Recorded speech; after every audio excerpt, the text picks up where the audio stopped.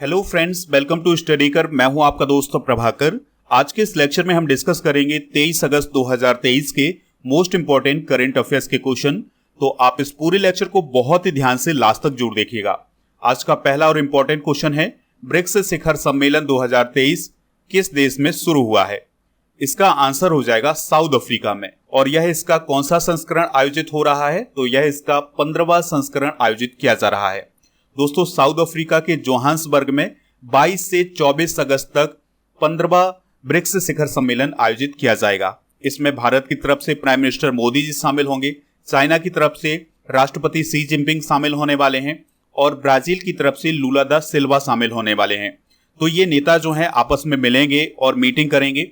इसके अलावा दोस्तों याद रखिएगा कि इस मीटिंग में जो रसिया के राष्ट्रपति हैं व्लादिमीर पुतिन, वो इसमें शामिल नहीं हो रहे हैं, बल्कि उन्होंने एक प्रतिनिधि नियुक्त किया है जो इस मीटिंग में शामिल होंगे। इस साल ब्रिक्स सम्मेलन में क्या मुद्दा रहने वाला है?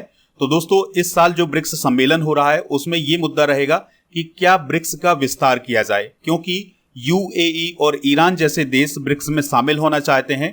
तो ब्रिक्स जो कंट्री हैं वो ये फैसला लेंगी कि क्या ब्रिक्स का विस्तार किया जाए, क्या और अन्य देशों को इसमें शामिल किया जाए। तो ये प्रमुख मुद्दा होने वाला है। बाकी और भी मुद्दे होंगे जिन पर डिस्कशन होगा। ब्रिक्स का फुल फॉर्म क्या होता है? तो ब्रिक्स का फुल फॉर्म होता है Brazil, Russia, India, China and South Africa. अगर हम हेडक्वार्टर की बात करें ब्रिक्स का, तो वो है संघाई, चाइना में, और इसकी स्थापना 2009 में की गई थी। दोस्तों, 2001 में एक प्रमुख अर्थशास्त्री थे जिम ओनील, तो उनके द्वारा एक शब्द दिया गया था और वो शब्द था ब्रिक, जिसमें ब्राजील, रसिया, इंडिया और चाइना शामिल थे। और दोस्तों उनके द्वारा ये कहा गया था कि ये जो चार देश हैं ये तेजी से बढ़ती हुई अर्थव्यवस्थाओं का एक समूह है। फिर इसके बाद 2010 में जो ब्रिक था उसमें साउथ अफ्रीका शामिल हो गया, तो जो ब्रिक था वो ब्रिक्स बन गया। इसकी जो पहली बैठक हुई थी वो 16 जून 2009 को हुई थी रसिया के एकाटेरिनबर्ग में। वर्तमान में जो ब्रिक्स के सदस्य हैं वो दुनिया की 42% से अधिक आबादी का प्रतिनिधित्व करते हैं और वैश्विक सकल घरेलू उत्पाद का 23% और व्यापार का 18% हिस्सा अपने पास रखते हैं। अब सवाल आता है कि भारत ने कब कब समिट आयोजित किए हैं ब्रिक्स के? तो 2012 में, 2016 में और 2021 में। ब्रिक्स का एक बैंक है जिसे न्यू डेवलपमेंट बैंक बोला जाता है। तो दोस्तों, न्यू डेवलपमेंट बैंक की जो स्थापना है वो 2014 में की गई थी। किसके द्वारा की गई थी? तो ब्रिक्स देशों के द्वारा की गई थी। 2023 के प्रमुख सम्मेलन भी डिस्कस कर लेते हैं। तो 49वां G7 शिखर सम्मेलन 2023 हिरोशिमा, जापान में आयोजित हुआ है। 42वां आसियान शिखर सम्मेलन इंडोनेशिया में आयोजित हुआ है। 2023 में पीटर्सबर्ग जलवायु संवाद बर्लिन, जर्मनी में आयोजित हुआ है। और 2023 में 76वीं विश्व स्वास्थ्य सभा जेनेवा, स्विट्जरलैंड में आयोजित की गई है। इसके अलावा 2023 में क्वाड शिखर सम्मेलन हिरोशिमा, जापान में आयोजित किया गया है। आप इस पूरे लेक्चर को लास्ट तक देखिएगा। लास्ट में आपसे एक क्वेश्चन पूछा जाएगा जिसका आंसर कमेंट बॉक्स में देना है। अगर आप चैनल पर पहली बार आए हैं तो सब्सक्राइब कर लें, बेल आइकॉन भी दबा लें, जिससे आपको समय पर सबसे पहले नोटिफिकेशन मिल सकेगा। पीडीएफ के लिए आप हमारे टेलीग्राम चैनल से जुड़ जाइएगा। टेलीग्राम पर जाना है आपको, स्टडी कर ऑफिशियल सर्च करना है तो हमारा चैनल मिल जाएगा और चैनल को आप ज्वाइन करेंगे तो आपको पीडीएफ भी मिल जाएगा। इसके अलावा दोस्तों आप हमारे ऐप से भी जुड़ जाइएगा। ऐप का लिंक डिस्क्रिप्शन बॉक्स में दिया गया है, तो वहां से आप डाउनलोड कर लें। वहां पर भी पीडीएफ उपलब्ध है, तो आप वहां से डाउनलोड कर सकते हैं और भी पीडीएफ। अगर आपको ये लेक्चर पसंद आता है तो आप इसे लाइक करें, शेयर भी करें सभी दोस्तों को सभी सोशल मीडिया प्लेटफॉर्म पर। अगला प्रश्न है, उत्तर प्रदेश सरकार के द्वारा कहां मंदिर संग्रहालय यानी टेम्पल म्यूजियम बनाया जाएगा? आंसर हो जाएगा अयोध्या में। तो अयोध्या में उत्तर प्रदेश सरकार के द्वारा टेम्पल म्यूजियम बनाने की अभी हाल ही में घोषणा की गई है। और यह जो म्यूजियम होगा ये देश भर के हिंदू मंदिरों का गौरवशाली इतिहास बताएगा और सनातन संस्कृति को प्रदर्शित करेगा। दोस्तों, यह जो संग्रहालय होगा ये अयोध्या में 5 एकड़ में बनाया जाएगा और इसे 12 दीर्घाओं में विभाजित किया जाएगा। उत्तर प्रदेश की बात आई है तो उत्तर प्रदेश से रिलेटेड कुछ इंपॉर्टेंट करंट अफेयर्स डिस्कस करते हैं। तो Indian council of medical research cancer registry के अनुसार सबसे अधिक कैंसर के मामले उत्तर प्रदेश में पाए गए हैं। उत्तर प्रदेश सरकार ने अभी हाल ही में प्रयागराज, अयोध्या, बेंगलुरु और दिल्ली में गेस्ट हाउस बनाए हैं। उत्तर प्रदेश ने निवेश के लिए मैक्सिकन राज्य के साथ अभी हाल ही में समझौता किया है। उत्तर प्रदेश सरकार सभी नगर निगमों में पशु जन्म नियंत्रण केंद्र स्थापित करने वाली है। इसके अलावा प्रयागराज का जो देवारी गांव है उसे ग्रामीण पर्यटन केंद्र के रूप में विकसित किया जाएगा। उत्तर प्रदेश से रिलेटेड बेसिक जानकारी डिस्कस करते हैं तो इसका गठन 24 जनवरी 1950 को हुआ था। राजधानी इसकी लखनऊ है। आनंदीबेन पटेल यहाँ की राज्यपाल हैं। मुख्यमंत्री है योगी आदित्यनाथ। विधान परिषद की 100 सीटें हैं। विधानसभा की 403 सीटें हैं। राज्यसभा की 31 सीटें हैं और लोकसभा की 80 सीटें हैं। नेक्स्ट क्वेश्चन है, चुनाव आयोग के द्वारा किसे नेशनल आइकॉन बनाया गया है? आंसर हो जाएगा सचिन तेंदुलकर जी को। तो इलेक्शन कमीशन ऑफ इंडिया के द्वारा सचिन तेंदुलकर को नेशनल आइकॉन बनाया गया है। तो पूर्व क्रिकेटर सचिन तेंदुलकर को चुनावी प्रक्रिया में अधिक से अधिक मतदाताओं की भागीदारी को बढ़ाने के लिए चुनाव आयोग के द्वारा नेशनल आइकॉन के रूप में नॉमिनेट किया गया है। तो अभी हाल ही में सचिन तेंदुलकर जी के बीच और चुनाव आयोग के बीच 3 साल के लिए ये समझौता हुआ है। तो सचिन तेंदुलकर जो है वो मतदाताओं को जागरूक करेंगे। भारत के चुनाव आयोग की बात करें तो इसकी स्थापना 25 जनवरी 1950 को हुई थी, इसलिए 25 जनवरी को राष्ट्रीय मतदाता दिवस भी मनाया जाता है। दोस्तों, जो चुनाव आयोग है यह देश में लोकसभा, राज्यसभा, राज्य की विधानसभाओं, राष्ट्रपति, उपराष्ट्रपति के चुनाव का संचालन करता है। अनुच्छेद 324 से लेकर 329 तक चुनाव आयोग का वर्णन किया गया है हमारे संविधान में। वर्तमान में जो मुख्य चुनाव आयुक्त हैं वो है राजीव कुमार, और अन्य चुनाव आयुक्तों की बात करें तो अनूप चंद्र पांडे और अरुण गोयल हैं। नेक्स्ट क्वेश्चन है, गुजरात का पहला मल्टीपर्पज हॉस्पिटैलिटी और कन्वेंशन सेंटर कहां स्थापित किया गया है? आंसर हो जाएगा सूरत में। और इस सेंटर का नाम क्या है, इस कन्वेंशन सेंटर का नाम क्या है? तो याद रखिएगा द वर्ल्ड नाम है इसका।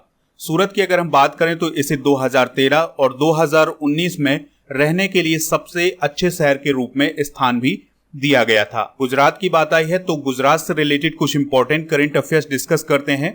तो गुजरात सरकार ने एक जिला एक उत्पाद योजना को अभी हाल ही में गुजरात में लागू किया है। गुजरात 2024 में फिल्म फेयर पुरस्कारों के 69वें संस्करण की मेजबानी करेगा। टाटा ग्रुप 13,000 करोड़ की लागत से गुजरात में इलेक्ट्रिक व्हीकल बैटरी प्लांट लगाएगा।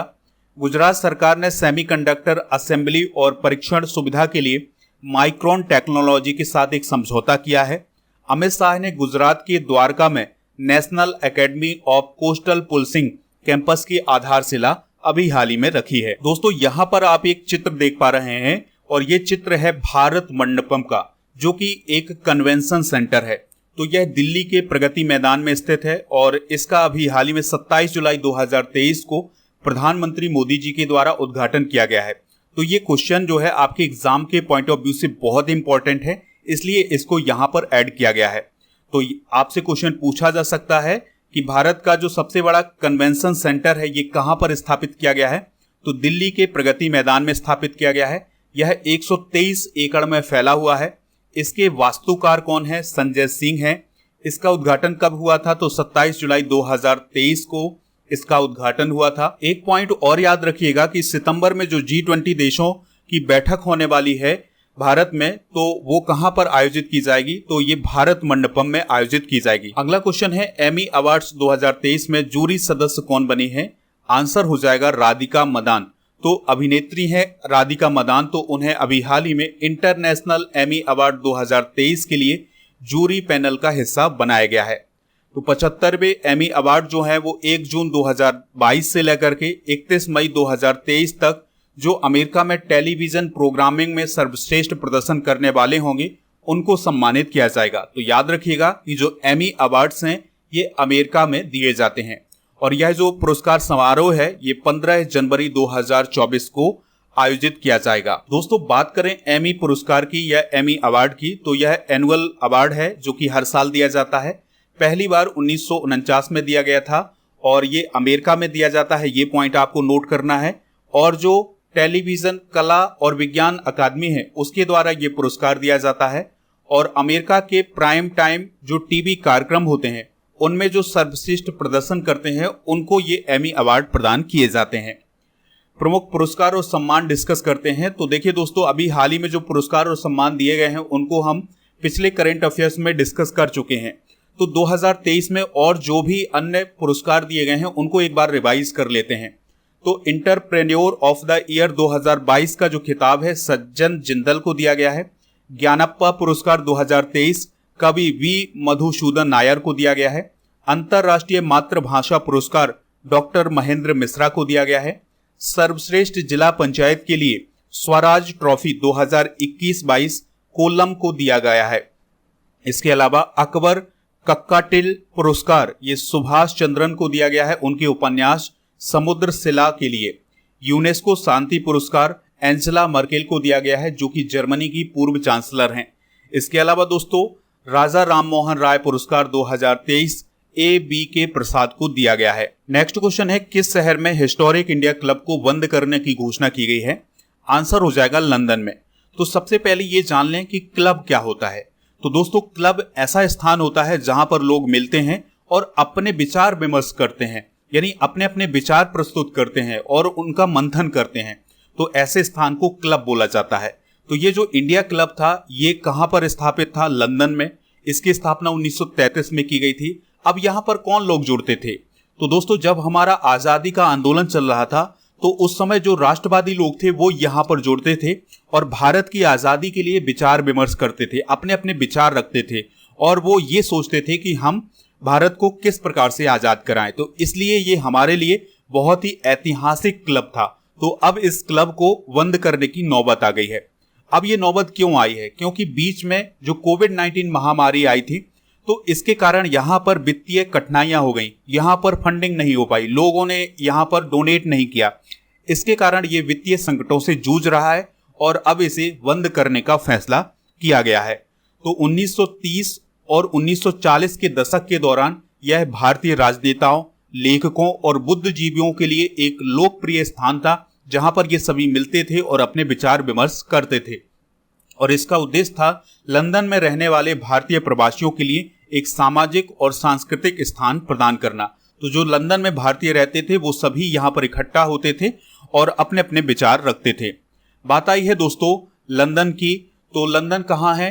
यूके में है, यानी यूनाइटेड किंगडम में है। तो ये जो आप मैप देख पा रहे हैं ये यूनाइटेड किंगडम का मैप है।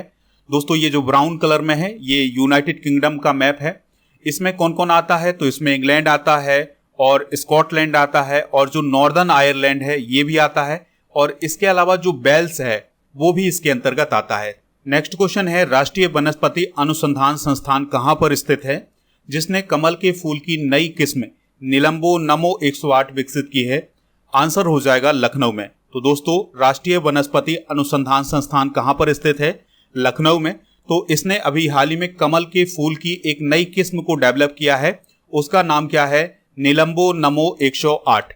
राष्ट्रीय वनस्पति अनुसंधान संस्थान लखनऊ में कमल के फूल की नई किस्म निलंबो 108 विकसित की गई है। दोस्तों ये 108 क्या है? तो नॉर्मली जो कमल का फूल होता है इसमें 10 से 30 पंखुड़ियां होती हैं, लेकिन जो ये नई किस्म डेवलप की गई है इसमें 108 पंखुड़ियां हैं और ये जो किस्म है ये मणिपुर से लाई गई थी।